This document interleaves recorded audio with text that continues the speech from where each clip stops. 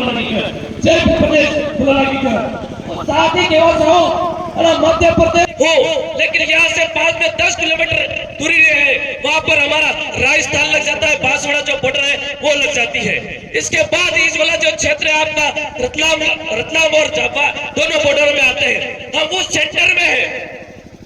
बांसवाड़ा जाएंगे तो भी वही किलोमीटर 50 किलोमीटर, और रतलाम जाएंगे तो भी 50 किलोमीटर, और झाबा जाएंगे तो भी हमारा 50 किलोमीटर। मैं आपको कहना चाहूंगा, व्यवस्था परिवर्तन करना है या हमारा भील प्रदेश बढ़ाना है, तो तुमको और हमको आदिवासी परिवार द्वारा हमारे राजस्थान में व्यवस्था बढ़ाई है, पीसीसी केंद्र एकीकरण समिति। उसी प्रकार से अगर जिला कमेटी बढ़ाई है पीसीसी जिला एकीकरण समिति, उसी प्रकार से ब्लॉक में पीसीसी बढ़ाई है ब्लॉक एकीकरण समिति, उसी प्रकार करने के लिए पीसीसी बढ़ाई है। 1 नवंबर को एक साथ उदयपुर, बांसवाड़ा, डूंगरपुर, प्रतापगढ़ के सारे जिलों में एक साथ पीसीसी का जो गठन किया गया है कि आपके क्षेत्र में आपने जो मूर्ति स्थापना कर रहे हैं बमनिया में, यहाँ सुनने में आया है कि कोई जमीन जा रही है, यहाँ सुनने में आया कोई तालाब बनने वाला है। अगर इस क्षेत्र में क्या काम कराना है, क्या काम नहीं कराना, यहाँ की ग्राम एकीकरण समिति, यहाँ की बीसीसी तय करेगी, लेना पड़ेगा। तभी हमारा जो व्यवस्था परिवर्तन की लड़ाई है, तभी हमारे प्रदेश की लड़ाई है, हम लड़ सकते हैं, नहीं तो अन्यथा हम नहीं लड़ सकते। क्योंकि जो विपक्षी लोग हैं, उन विपक्षी लोगों ने ठान लिया है कि आदिवासी समाज अब जा चुका है, इसको खत्म कैसे किया जाए। उन्होंने सारी रणनीति बना ली है मेरे भाइयों, तो इस रणनीति को खत्म कर रहा है तो हमें रण में उतरना पड़ेगा, पीसीसी के माध्यम से रण में उतरना पड़ेगा, अन्यथा कोई होने वाला नहीं है। इसी के साथ मैं अपनी वाणी को विराम दूंगा। जय जोहार, जय आदिवासी, जय। बहुत बहुत धन्यवाद दादा, बहुत अच्छी जानकारी दी आपने। एक साथ दादा के लिए तालियां बजाए, इनका हौसला बुलंद।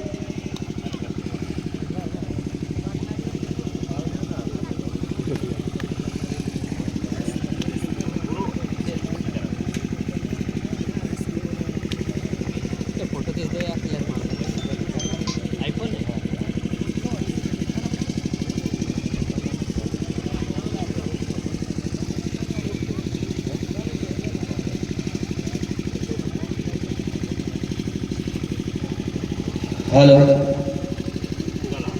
पुलिस प्रशासन आपका हार्दिक स्वागत, अभिनंदन दादा। टाइम अगली कड़ी में हम सूरज जी देवदा प्रभारी छोटे सरवन वो आए और अपना विचार रखे। में पधारे हमारे मांगो दादा, आपका हार्दिक स्वागत, अभिनंदन, जोहार, वंदन।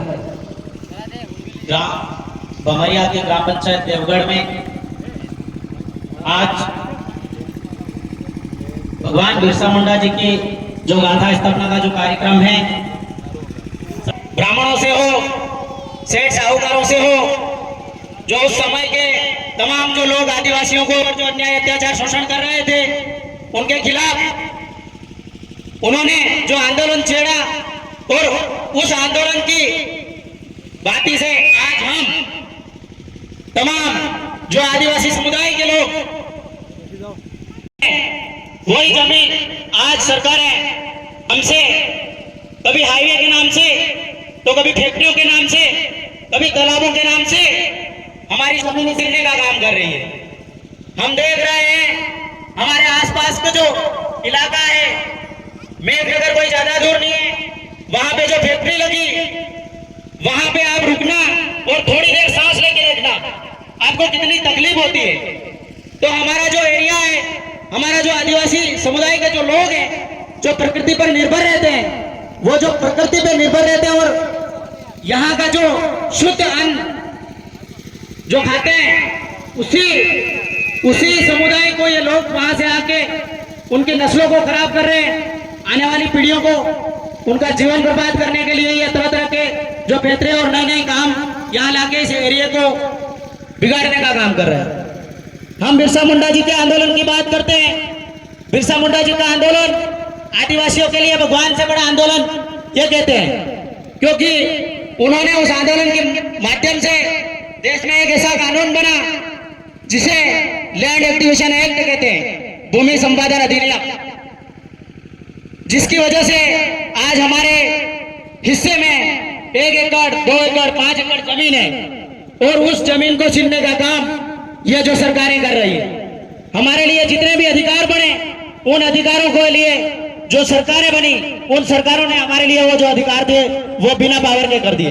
हम पांचवी अनुसूची 5वीं 6वीं अनुसूची की बात करते हैं, पैसा एक्ट की बात करते हैं, आर्टिकल 244 की बात करते हैं, लेकिन धरातल पे इन चीजों को हम कहीं इंप्लीमेंट नहीं देखते।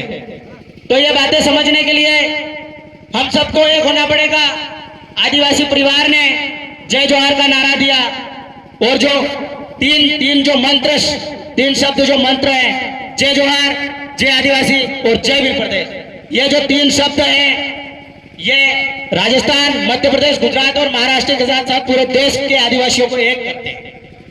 तो हम सबको, हमारे आदिवासियों के कितने ही संगठन बने हुए, हजारों संगठन बने हुए, लेकिन इन 3 शब्दों के माध्यम से हम सब जब भी जरूरत पड़ती है हमें सबको एक होने की जरूरत है। हम देखते हैं गांधी जी को हम राष्ट्रपिता कहते हैं, उन्होंने देश के लिए आंदोलन किया, हम जानते हैं इस बात को, लेकिन गांधी जी को स्वतंत्रता का संदेश किससे मिला ये बात कभी समझने की कोशिश की। गांधी जी को स्वतंत्रता का संदेश भगवान बिरसा मुंडा जी से मिला। जब वो विदेश थे, दक्षिण अफ्रीका और अपने देश में लौटे भारत, तो उन्होंने देखा बड़े बड़े पोस्टर और उनमें जो चित्र देखा, उन्होंने पूछा कि ये कौन है, तो वहां खड़े व्यक्ति ने बताया